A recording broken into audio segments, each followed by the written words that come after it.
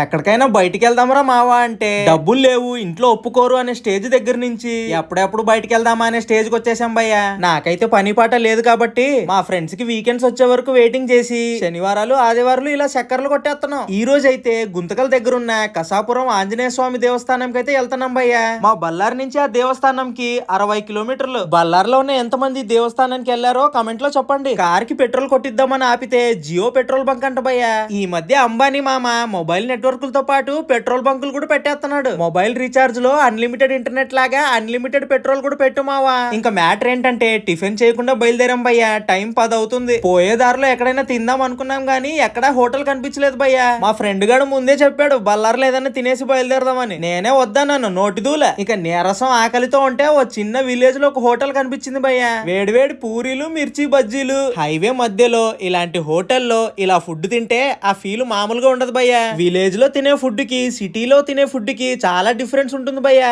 ఈ రోజు ఈ హోటల్ మమ్మల్ని బతికిచ్చిందనే చెప్పాలి. ఇంకా వెళ్లే దారిలో పెద్ద పెద్ద ట్రక్కులు చూస్తే చాలా భయం వేసింది. ఈ మధ్య జరిగిన యాక్సిడెంట్లన్నీ చాలా ఘోరం భయ్యో. అందుకే జాగ్రత్తగా నడపండి, స్పీడ్ గా మాత్రం వెళ్ళకండి. సో మొత్తానికి గుంతకల్కి అయితే వచ్చేసాం భయ్యా. ఇంక ఇక్కడి నుంచి కసాపురంకి 5 కిలోమీటర్లు. చిన్నప్పుడు కసాపురంకి చాలా సార్లు వచ్చాను భయ్యా. ఇంకా పెద్దయ్యాక ఈ కాలేజీలు చదువులు అంటూ అక్కడే ఇరుక్కుపోయాం. చాలా ఏండ్ల తర్వాత ఈ గుడికి రావడం చాలా హ్యాపీగా అనిపించింది అనుకోండి.